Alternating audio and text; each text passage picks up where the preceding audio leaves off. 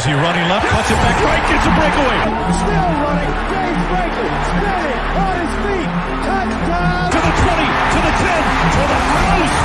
Henry Josey. Franklin takes off. And it's a touchdown for Missouri. It's Mizzou, folks. They'll play next week for an SEC championship. Welcome in to week 2 of Mizzou True Sons.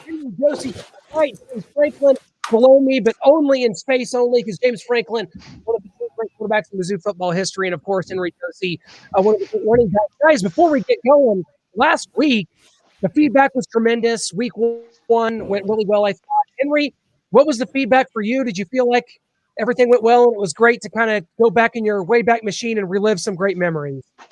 Oh yeah, it was a great start to the show. Definitely bringing back a bunch of memories. I just got chills again. Like every time we do the pre start to the show, it brings back so many memories, and I start getting little jitterbugs. Like, oh man, I need to go back and play again. But awesome start. I've had a few people reach out to me, and they mentioned that they enjoyed just listening in, and of course watching it after as well. Yeah, James, same for you. Everything good? I mean, it was a tough loss for Mizzou last week, and we'll get into that. But just kind of teaming up with Henry, doing this, and going back. What was kind of the feelings like after the first week? Yeah, yes, sir. It definitely kind of made me confused at first. I was like, who's a quarterback? Who's a running back? It was very difficult to tell, based off those intro videos. But it was good. I had some people reach out. To me and, said it was good hearing about the old stories and just seeing what we're up to now. I'm not the best at replying to people, as you probably already got to know through some of my emails, but some people reached out and I didn't reply, but I did peek it, and they said that they enjoyed listening and watching us. And it's cool. I mean, you hear everyone that likes to go back and talk about the good old days, and it's kind of nice. We get a good mix between like the current team and what's going on now, and then some former players just catching up to how things used to be. And it's, I think it's pretty great so far. Well, absolutely. I'd love to work on getting some guests from your guys back in the day to come on with us and do this as we go forward. That would be tremendous. And James, I would have more highlights of you throwing touchdown passes, and there are many, trust me, but you guys played so long ago, all that stuff's in 320p on YouTube. So yeah, that's okay. That's all right. It's been 8 years now. So all that stuff, the YouTube clips are there are several. It's just the quality, they didn't have 4K back then, man. Yeah, no, I understand. It's okay. The chips fall, or is that the same? The chips fall how they lay? May the chips fall how they lay? Yeah, it is. I love idioms. Like okay. So anytime you want to throw an idiom at me, the cat's always out of the bag and the cow's out of the barn. So okay. On this show, we're going to do two things. We're going to talk about Mizzou's loss to Kentucky, kind of what it means going forward. And we're going to go into the 2011 season. I think a season very important is for you guys in Mizzou football history, kind of coming off of the Blaine Gabbert era. I want to start there. James, coming into your true sophomore year, because you played as a freshman, you got some playing time with Blaine Gabbert being the starter. Coming into your sophomore year, do you feel like that was kind of the plan all along, that Blaine was very likely to move on to the NFL, or was it there kind of a surprise to you that occurred and that you were kind of thrust into action as a sophomore? For the most part, we knew earlier on, and it wasn't like all of a sudden we're in spring training camp and we're wondering if he's going to come back or not. I mean, we pretty much knew shortly after. I mean, he wasn't necessarily hiding it, and it made sense. I mean, he went number 10 overall, and so it made sense for him to be able to go at that time. So yeah, we definitely had time to prepare for it. Henry, coming off your true freshman season, where you also saw action as number 43, I believe, for those jersey collectors out there, right? You're 43. 41. No, or Marcus Murphy was 43. 43. Yeah, that's right. So, come on, Mr. Clint. All black people don't look alike, all right? Okay. James, we're going after we had lengthy discussions about how we are staying away from anything remotely political, controversial, and we're just throwing me under the bus here. This is why I shouldn't be here after this week, you guys, right? Hey, you got to provide some entertainment, Hey, I'm in. I think I had Darnell Terrell's jersey from back then, game worn jersey, maybe TJ Moe's. I think one of those 43 or 41 Murphy and Josey jerseys are probably worth something these days. But Henry, you guys kind of came in together, and people talked about you guys being very similar backs. But as a sophomore, you really take the lead as Missouri's number one running back. You got or a huge part of the offense. You rushed for over 1,000 yards. Kind of what did you feel like your role was coming into 2011 and what it became very quickly as you being the featured back? Most importantly, the very first thing was getting rid of that 41. I knew there's no running back possible. There was going to be a star with the number 41 rocking out there on the field. So that was the first thing to do in exchange. And then after that, it was just buying into what we had going on. I had got there my freshman year. You can say I was maybe $150 soaking wet. Got up to almost 185, 190 to play my freshman year. And then it was just, hey, what's next? Like, what do you want to do? You just want to show up and be one of the guys, or do you want to show up and actually like stand out? I think having James on my side as the guy to go to and having a good relationship with him, it made it so much easier. And ultimately, I knew I had to watch his back. So if I wanted to be that starter, I knew I had to be able to get in there and block, and that was most important. And it just kept feeding on, man. You love the spotlight and you love enjoying the football game, and then mostly like you love the competition. So I think that just helped me keep elevating my game to go into my sophomore year. Yeah, and this seemed to be kind of a transitional season for Missouri, coming off of a 10-2 season with Blaine Gabbert, a loss in the Insight Bowl to Iowa. Blaine Gabbert's gone to the NFL. But as Gary Pinkel does, James, he gets his quarterbacks ready to play, gives them playing time. This all started really with Chase Daniel as a freshman, with Brad Smith as the starter. You were able to work in there several series during the season in 2010. What was your confidence level coming into 2011? It was pretty good. I mean, I kind of see things a little bit differently from like the competitor side. So it's not, when I go into it, like one of my driving forces of being a quarterback, the main reason I wanted to play ever since I was a kid was because it's the position you can help out the most people. So it's like running backs by giving the right call, clean handoffs, the O-line by not holding on to the ball forever, making sure they're getting the call. And if they get beaten, making sure you can be elusive enough to avoid the sack and get them a minus on their grade sheet. Receivers by throwing them a good ball and getting them lined up. And then the defense by keeping them off the field, doing long drives, scoring points, taking pressure off them. The coaches by executing the offense and letting them have success. And then the fans by having a successful football team. And so that's like always has been my motivating factor. So when I got the chance to become the starter and go into the season as a starter, I wasn't looking at it necessarily like, all eyes are on me now from the outside perspective. And it's like, this is going to be the spotlight. My motivation, my drive, and my confidence came from my relationship with my teammates. Like Henry said, we had a good relationship from the beginning. I've always been kind of like a goofy guy and happy-go-lucky kind of guy. And that made me play better, though. And that made me feel more confident and comfortable back there because we had a good relationship, and the same with the O-line and same with the receivers. And so I felt comfortable enough to where it gave me that confidence of, I guess you'd say I had more self-esteem than confidence. And that's something I've truly learned to put into words as I've gotten older, because confidence has to be proven. And the example that I've thought of in my head and that I've used is I can hit that goalpost right now if I throw the football. So if I throw it, I hit it, I don't hit it, my confidence goes down. So you only get that confidence once you hit it, where self-esteem is it might not be on the first throw, it might not be on the second throw, might not be on the 100th throw, but I know I can hit the goalpost.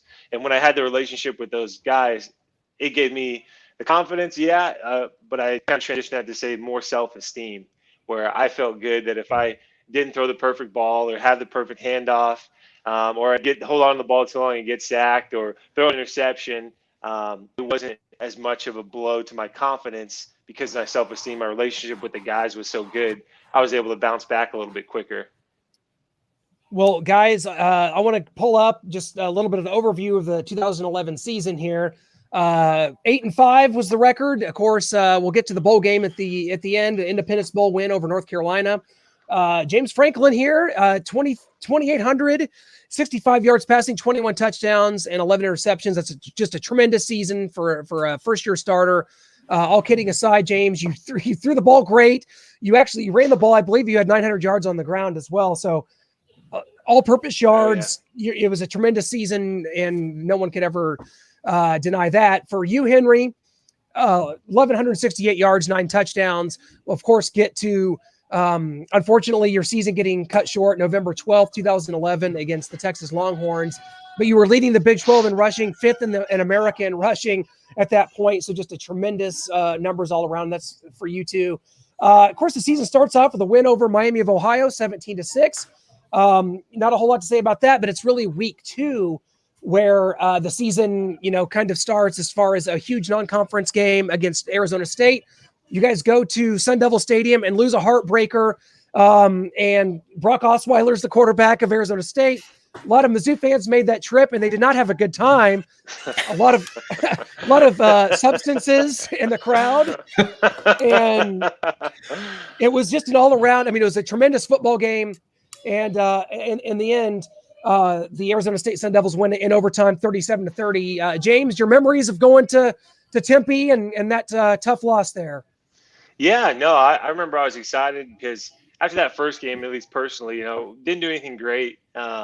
It was one of those games that you're supposed to win. We were playing Miami, Ohio, and we ended up winning. But personally, like I said, it wasn't off the charts. So this game, I wanted to be able to show I could do a little bit more. And slow start in the beginning, a little bit on and off. Henry had a couple big runs. He helped pad my passing stats, a couple dump offs, T-checks, swing routes.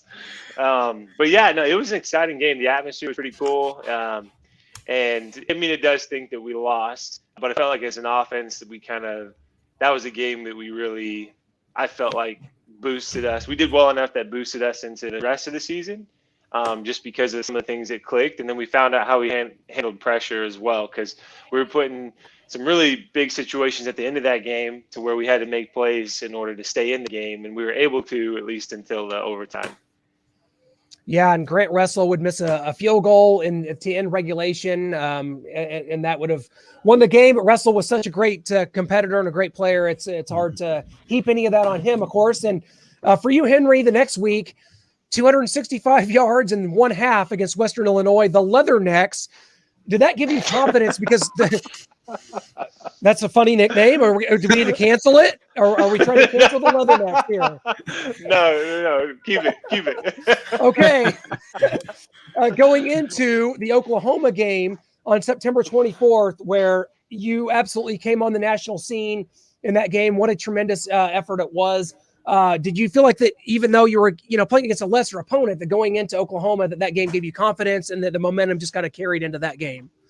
Yeah, I think the first game of the season, of course, that started us off. We did not execute our best as an offense, and I think from that Arizona game and going forward, we had found our identity. We found the things that worked for us, and we just built on that. I think that going to that third game, it was supposed to be done that way. We were supposed to run the score up like we did. Then our offense was supposed to execute as well as it did as well. If you didn't in that game, then you knew going into that next game, going to Oklahoma, it was not going to be pretty. I think everybody's confidence was super, super high. Offensive line, we wanted to run the ball every play, but of course, we have an all-star sitting there beside me, Mr. Franklin, likes to throw the ball as well. So I think it all built apparently. Yeah, it definitely built up confidence. And then it built up our defense confidence. Once they knew that we can score at will, it just made them even better as a defense, and they got stronger and stronger. Some practices were super, super hard.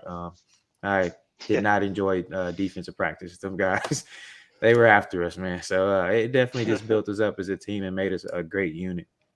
James, talk about your receivers coming into this, because there was some turnover at the position, your main receivers, and it was really a case of, nobody really emerging as the guy, the star, but the numbers were all just kind of spread around between Wes Kemp, Jarrell Jackson, LaDamian Washington, Michael Agnew at tight end, kind of carrying on the Mizzou tight end tradition, and then TJ Moe actually led the team in receiving yards with 649.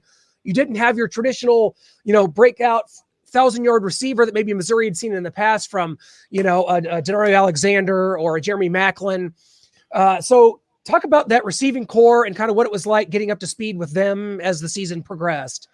Yeah, first shout out Jay Jackson, baby, if you're watching. Oh man, I felt so bad he got hurt in training camp going into it. I had a really good connection with Jarrell, both on the field and just relationally. Like we always hit it off. But no, I had a good relationship with a lot of the receivers. Probably the two that I didn't have the best relationship with was actually Michael Agnew and TJ Moe, because I don't want to say I self-destructed a little bit, but we switched our offense a little bit once Blaine left, and we just took the little bubble pass, the swing pass. That was like not completely out, but we changed our offense to where that wasn't almost like on every single play like it was when Blaine was there. And so that was like almost 50% of their passes from the previous year. Because I remember that was going into it, they weren't getting the ball as much, and they were used to getting the ball a little bit more. And we took that little option out. And so I was just in the back of my head, because I'm a relationship guy, I was always so paranoid and worried about it, and to where I think they'd be mad. They didn't get the ball, say one play, and I see them and they're frustrated. And I would assume it was because they didn't throw them the ball. But a lot of times it was, someone on defense hit them in practice when they weren't supposed to, or they rolled their ankle or something like that. But I was just taking that as I'm not getting the ball. So with them too, it was a little bit harder for me to break down that wall of like them not being upset at me because I'm not throwing them the ball. But overall, I mean, I enjoy throwing to all of them. I've always tried to do my best to spread the ball out to everybody. I mean, yes, there's some guys that a fade ball, I'd rather throw to these guys. A slant route, I'd rather throw to this guy. A seam ball, I'd rather throw to this guy. But overall, I mean, they did a good job welcoming me in my first time starting for them, and they made me feel good. Like I said, it was just a little difficult for me with Agnew and TJ Moe in the beginning, because I was so worried I wasn't throwing the ball as much as they got the previous year. But they did a good job handling it. I think a lot of it was just self-inflicted. Henry, this schedule was extremely difficult when you look at it. We talked about the game, the 38-28 game gets lost to Oklahoma. They were number one at the time. Then you go play Kansas State on the road. Bill Snyder, a tough loss, hard-fought loss there, 24-17. Then after beating Iowa State, you're talking about playing number one. I think Oklahoma State was number one at that time, coming into Faurot Field. And then you got to go to A&M, and then to Baylor, future Heisman Trophy winner, RG3, man. I remember the next year when we went to the SEC, I said, there's no way the schedule is not going to be more difficult than it was in 2011. Henry, this was a crazy schedule, man, that you guys in a crazy stretch in the Big 12. Maybe the best the Big 12 ever was in 2011. I mean, this was crazy. Yeah, I definitely agree. There were some of the biggest guys I had seen in my life at that point. And every day you showed up to play those guys, you had to have your A game going. For that long stretch, it was physical. You enjoyed it. Like I said, it built us up as a team. Yeah, there were some tough losses in there, and it gets you down at moments. But together as a team collectively, we always picked it back up and tried to find a way to fix those pieces. It was just always either one quarter or one bad play that we had, and it would ruin the rest of the game for us. Like, if we could have that one play back, we win this football game. And that's just those little bitty things that I know Coach Pinkel hammered down on us a lot with just those fine details, man. Attention to details and just fixing that one play every single down. Well, the season progresses. You guys kind of get back on track, certainly here as we kind of hit the month of October. And James, it starts with this win, and I always consider this to be Mizzou's first ever SEC win, because Missouri's announced it's leaving for the SEC, as have the Texas A&M Aggies, and that led to quite a showdown. It would end in a Missouri 38-31 overtime victory against the Texas A&M Aggies in College Station, one of my favorite places to go, one of my favorite places to see a game. And before we get your thoughts on it, we've got to go to this little highlight that occurred there, and we'll just take a look and talk about it in a minute. First teamer after leading tight ends nationally last year, catching 90 balls for close to 800 yards. Third down and 1 out of the I. Franklin dropping back with time. Franklin's got to make something happen. Looking for the first down. He gets it. Still running. James Franklin spinning on his feet. Touchdown Tigers. What a play by the sophomore quarterback. one of the great runs you'll ever see by a quarterback. I mean, this way better than me. This play is astonishing and jaw-dropping, you know, as 10 years later as it was then. James, take us through it, man. What did you see there? Obviously, this is some improv on your part. Nothing downfield, and it's just time to take off, right? And you get the Gus Johnson treatment on the play. I'm sure you found that out later. This is just a highlight of all highlights, man. Yeah, no, it was. I mean, it all happens fast, and you can probably attest to it. You have big runs like that, and it just seems like everything's a little bit slower as far as everyone moving around. You can think pretty quickly, and actually, if you look back to at the sky cam, I did have a receiver open going across. I had, I believe it was West Kemp, and it would have been maybe like a 17-yard gain, and it would have been a good throw. But he was open, but I couldn't see him. You know, I'm not 6'10", unfortunately, so I couldn't see him, and I just started scrambling out, and that was kind of one of those things. I felt more comfortable running than passing, just from like high school and stuff, and so always scrambling to my right, and I had a good block by Justin Britt to keep that guy off me, and then I just started running, and guys came, and I guess I put on a little bit of weight, so it bounced off me a little bit, and it wasn't too bad, but everything just kind of moved slow. I mean, I was trying to get as far as I could, and it ended up being in the end zone, and I just remember for the weeks after that, so it was on a top 10 play for a couple weeks in a row. But Coach Pinkel, he'd show it. So he announces it. He would announce like certain things, awards and stuff guys would get in the team meeting like the following week, and every time. So like it kept coming up. So for 2-3 weeks after that game, you know, he brings it up. He's like, "You see this here? You see this here? We quarterbacks, we slide. We don't take hits like that. That's not smart. That's not smart for our team. We slide." So after about like the third week, I was like, okay, please, I don't want to get any more attention for this run, because Coach Pinkel reiterates, like, got to play smart. And at the time, it's like, it was kind of hard to understand, but over time, I realized it's like, yeah, you could get hurt in any play, but just being smart where you need to learn when to get down, and then also when to put your head down and try and get a touchdown for a minimum or a first down. And so anyways, that's one of the things I always remember. People ask me about that play, and the first few thoughts are, Coach Pinkel making sure the team knows next time I'm going to slide. Well, thank goodness you didn't on that play. It led to a tremendous win. Like I said, I've considered it Missouri's first SEC win over the Texas A&M Aggies, and it really sparks you guys. Of course, you lose a close game against the Baylor Bears. You know, future Heisman Trophy winner RG3 is on this team. He wins the Heisman this year in 2011. So this Baylor team, the offense Art Briles had down there was just absolutely unreal. And that leads us to Texas, a 17-5 victory. This is only the second time Missouri defeats Texas as members of the Big 12. The first time it happened in 1997 against Ricky Williams and the Texas Longhorns. Missouri took down the Longhorns at Faurot Field. This is another one at home. And for you, Henry, unfortunately, one of the most devastating knee injuries, you know, that we've ever seen. It's hard for me to even bring up because I remember how I felt at the time. So I can only imagine what James, your teammates, and you felt. And before we get to it, well, let's get into it a little bit, and then we'll get to the special that Tom Rinaldi did, because that was kind of after the injury. Henry, what was it like? This is kind of a routine play. You kind of got bent backwards on the play, a play that happens, several times a football season that doesn't result in an injury. It just shows that this can happen at any time. It was a freak occurrence, and I mean, it was just, as Coach Pinkel would refer to it later, as a car crash. Mm-hmm. Yeah, I mean, that's basically right. For the longest, I mean, for months on end, like I didn't think I was even human anymore. I just was basically just going about life. I was getting taken to school and all the above. But that injury, of course, just routine play, running to the sideline, and I'm going to go out of bounds. But I was like, yeah, let me get like 2 more yards just so we're in good standings. Always done it a million times. I mean, the guy barely touches my right shoulder, and my leg, it just folds up under me. Like I've had that happen before, but I guess for some odd reason this time it just didn't want to do the right thing when it folded up under me. But very freak accident. I literally looked down and I got a hole in the top of my leg, and I'm like, oh my gosh, like this is real.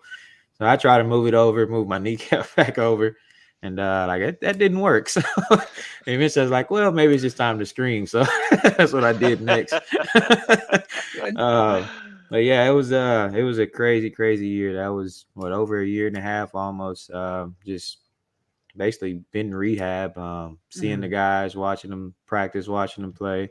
The light definitely got to see the light come to the end of the tunnel, because there was a lot of just watching that I did throughout that whole time.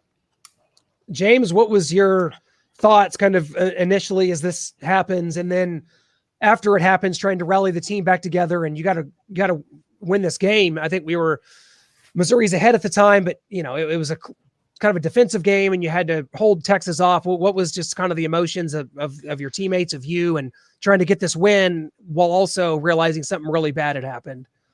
Yeah, yes, sir. Well, as I said earlier, I'm a big relationship guy, and so it was harder for me internally because I got to know Henry really well, and we developed a really good bond. And then we got hurt. I was hoping it wasn't anything too serious. I kind of assumed it was at least an ACL or MCL, and I was pretty bummed because I don't know, we're out there, we put in all the work and put in the time, and put the effort for it, and to have something like that happen when, like you said, a play where he barely grabbed his shoulder, his knee just went under, or his leg went under him, and it didn't seem like it was that bad. And it was hard because I felt bad for him. I'm like, man, he's got to be down. Knowing little that I know he's going to be experiencing some injuries as well, but I just kept thinking about that. And so for me, it was tough because quarterback is the natural leader. And so one of your main guys goes down. Not only do you have to put aside how you feel, but you have to make sure you reiterate to everyone else that, hey, we're not just going to forget about him. We need to make sure we play, if anything, play for him as best we can, and focus on the play to continue out the drive and to score. So it's kind of a hard thing to do because you don't want to come off as he got hurt, put the next guy in and let's go down the field. And so it took a little bit of time, but it was, for me personally, it was really tough because I just got to know him so well, and you never want anyone to get injured, but when you have such a good relationship and you like him a lot, it just makes it harder to see that happen. Oh, it really was. As fans, as people that cover the team, absolutely devastating. Everybody knew at that point just what a person Henry was, and how much he meant to the Mizzou fans, and how much he meant to, the people of Angleton, Texas. I mean, his hometown, and it was brutal. But you got a season to finish, and the adversity continues the next week because you're playing a game without Coach Pinkel, who gets a DWI and is suspended for the game. Dave Steckel is the coach in this game. What was that like, James? Kind of a crazy circumstance. I always felt like Coach Pinkel was more of a CEO, and that the business could operate, and it seemed like it operated, pretty well. This is a pretty good Texas Tech team that didn't have a great record, but they were a really good offense, as they usually are. And you kind of had to stay the course and win that game. What was that game like for you? Well, the intensity. So like you said, Coach Pinkel, that's a good analogy. He's kind of like the CEO. He's got things running well, and he's intense at times when he needs to be. And then Coach Stack, it's almost like he's intense all the time. And so it was good though, because a lot of guys, especially at that age and stuff, they feed off of that. Everyone's a little bit different, but for the most part, the enthusiasm, the intensity, guys is like that, or they need that to help get them going. And so he did a really good job stepping in and helped us feel like it was kind of like normal. It's just he was a little bit more intense with it. But we didn't really. It didn't affect us. I say this. I believe it didn't affect us as much as people would have assumed without having him there, because Coach Steck did such a good job filling in and making seem things like they were normal, if that makes sense. But we were able to pull through, thankfully, and get that win for sure. Yeah, and the season's going to conclude with a win over Kansas. This is, to this point, the last time the teams have ever played. James is laughing because he knows where I'm about to go with this. Because as a fan sitting in the stands, James, I was pissed. It's 10-0 Kansas at halftime. This is a 2-9 Kansas team at this point. I think you had 3 first-half interceptions, and And I am not heaping all this. No, on you. I know. Hey. This was it was just a terrible half. We're down 10-0 to Kansas, and I remember just like, are we going to lose the last game to Kansas ever, and the worst Kansas team we've ever seen? Now there's been many worse ones since, believe it or not. But James, what was that like? You guys had to really circle the wagons, and you did, coming back, throwing 2 second half touchdowns. finishing the game strong, 24-0 run. You win 24-10. Everybody goes home happy. That was a rough first half, wasn't it? It was, yes, sir. But let me ask you something. Do you remember the games that are just complete blowouts, 100-0, 70-0? No. You remember the games where your team is down, and you're like, oh, no, we're going to lose, and this team's terrible. Look at their record. And then, oh, no, we came, oh! And that's the kind of thing that we were trying to do. But last time, we knew we were going to the SEC the following year. So what we had to do? We had to make it memorable. Like you said, to this date, the last time we played. So, yes, at first, it didn't quite go how we planned. We knew it was going to be tough. We knew it was going to be close because 2-9 team, they're desperate. Any team that has a losing record, they're desperate. And so sometimes they're the most dangerous because they're not necessarily defeated, but they're going to try everything that they can. And, maybe I threw those 3 interceptions on purpose. Maybe I didn't. I guess we'll never know. But, it's definitely a tough first half. And then going into the second half, I mean, there was frustrations all around and miscommunications on offense and defense. And then, of course, coaches are frustrated. And, in the back of your mind, you're thinking, this is a 2-9 team. This is a 2-9. Like, how are we losing? How is this happening? And but we were able to come through the second half and build off some momentum. And a couple plays here and there went together. And once we finally clicked, it was kind of not smooth sailing, but it was a little bit smoother on towards the end of the game to give us that 24-0 run. Henry, I want to ask your perspective because we're going to get into this a lot more, and I'd love to have Coach Pinkel join us for one of these shows coming up. I got to ask you because we're going to get into this more with James later on. Mm-hmm. Henry, what did you perceive was the relationship between Gary Pinkel and James Franklin? Because I seem to remember Gary making some comments, and we're going to get into 2012 and James's injuries more as this goes on. But exactly about this game in particular. And Henry, I don't even know if you were there. You had just had surgery, I believe. You may not have been at Arrowhead for this game, but what was your perception of I was there. You were there. Okay. So this is going to be a good answer then. What did you perceive was the relationship between Gary Pinkel and James Franklin? Because I felt like at halftime, I don't have the audio. I can't dig it up, but I remember at the time he said something to the effect of, we've got guys just, they're frustrated and they're showing it and they need to, have a short memory, something to that effect. It wasn't a quote word for word, but what was your perception of their relationship at the time? Oh, that's just Coach Pinkel, man. He wants to win. Like, that's his main thing. So at that point, we're trying to win to get to a good bowl game. And I think that was the main frustration from everybody, really. Even myself, who I would say got forced to go to these games in the freezing cold because somehow I helped build the morale for a better game for the guys. But I think it just was everybody buying into, hey, like we cannot go down with it. The way this season went, we cannot go down the way without another win, especially to Kansas. Like, it's plain out embarrassing. Won't get too into detail with that. But as far as relationship between those two, I think they had a great relationship.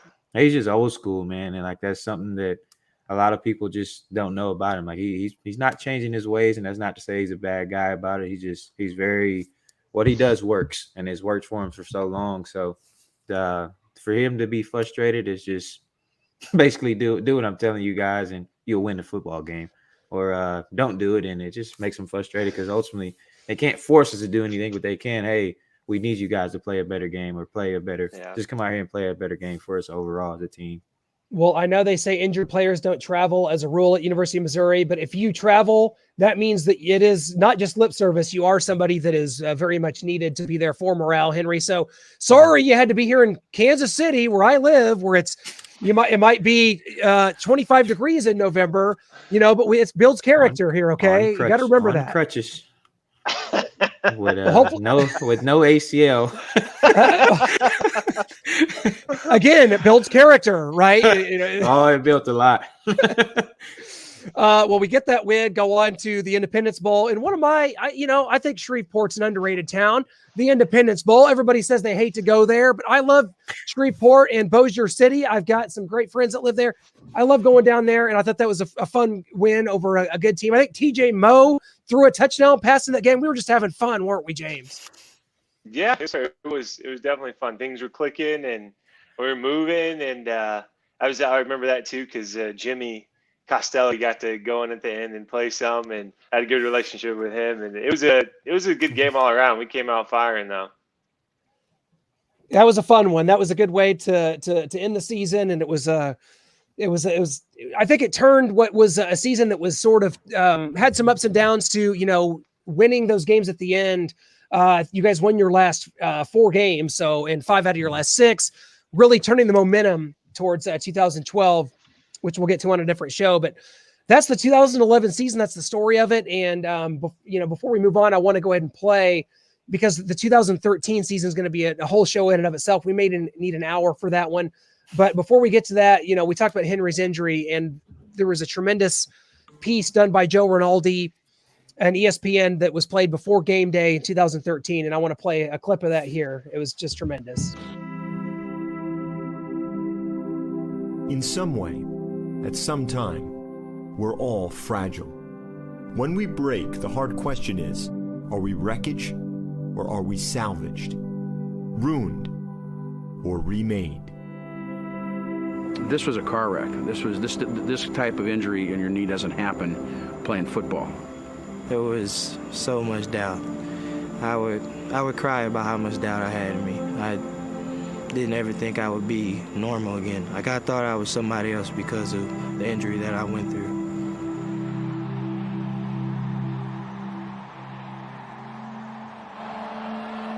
In 2011, Henry Josey was leading the Big 12 and was 5th in the country in rushing before one late season run.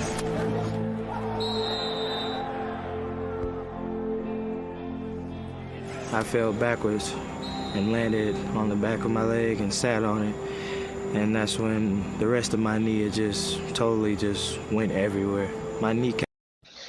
That's hard to watch, man. But I think the piece was great, and it's going to lead to some really great things going forward in your career. So, Henry, man, it's you will forever be one of the more beloved Missouri Tigers, and I hope that you take from that the perseverance pays off, and that you were able to overcome so much, man. That's amazing.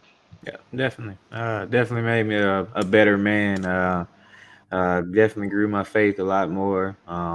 You can say it humbled me to a beginning that I haven't been humbled to before. So it was a good life lesson, and I used it as best I can once I started getting my head together with all of it that was happening. So definitely improved a lot on it, and it helped me out in life for the long haul. Well, guys, we just had a great special guest there, James. I know you've got some plans tonight. We're going to get you out of here in just 1 second. We got to get into this game here. Missouri loses to Kentucky, you guys, 35-28. We have a clip from Coach Drinkwitz coming up here, but I don't know if you guys caught some highlights, saw the score. Missouri was down early. They gave up 400 yards rushing, but they kept fighting. I thought we saw some maturation from Connor Bazelak, and Tyler Beatty, guys, as a player. This coming week, if Tyler Beatty, all he needs is 140 yards to become the only Missouri running back ever to have 1,000 yards rushing and receiving in a career. Henry, I would have thought that you achieved that. I couldn't believe to find that you couldn't. Tyler Beatty's he's a guy, man. He's a dude. Oh yeah, he definitely is. He's doing great. I think he's going to continue doing great. There's a lot of records out there. I think he can grab them if they keep using him the way they have, and he stays healthy, of course. And then of course they definitely fought hard. As always, a tough loss. I said if they get 28 points, they win the game. Of course, we got to fix up some things on defense, and I think that definitely shore up the rest of the team. James, takeaways from that game. Do you feel like there's a lot of positives? There's no moral victories in the SEC. Missouri came back, made it a game, and I think Kentucky is really good, and that this loss is going to really help Missouri maybe going forward. What do you think? What did you see from this game? Yeah, yes, sir. That's the thing is, I mean, you can't – a loss is a loss, but they were able to click at the end there, and they came through. And I did get to watch a little bit of it. And, yeah, I mean, it's always tough, too. You go blame one side of the ball. It's like, oh, you didn't score enough points in the offense, or you didn't keep them from scoring enough points on the defense.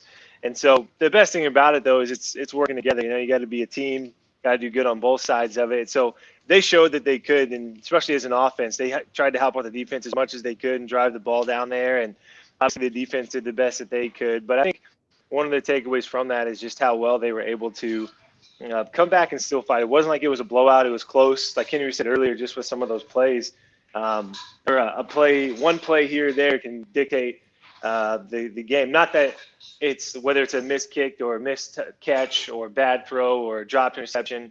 It's not just that one play that wins the result of the game, and like certain points of the and depending on when the game is. At certain points, in the game, depending on when they are. And so I think it is tough. I mean, they did some good, they did some bad, but hopefully they can learn from that and see that they are a good team. I mean, yes, they lost, but there's a lot of good to take away from it, and hopefully they can build on that going into this next week.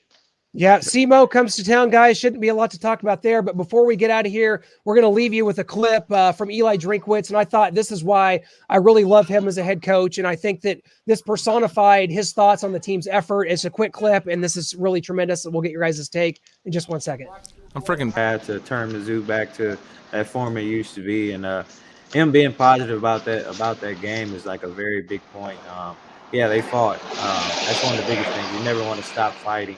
So the fact that they did that whole game and still had an opportunity with how they played throughout that game, it just shows, man, that like I said, from week 1 to week 2 is going to be very important. And you can see that they're going to continue growing throughout this season. So I'm excited for them to see how the rest of the season unfolds. Well, guys, we'll be back next week. Can't wait to do it. You guys are awesome. It's such a pleasure doing this with you guys. Have a great week. Let's go Mizzou, and have some fun watching some football this weekend, guys. Always appreciate it. You guys are the best. Absolutely. Yes, sir. Thank you. Thank you, James. Woo! Thank you, guys. All right.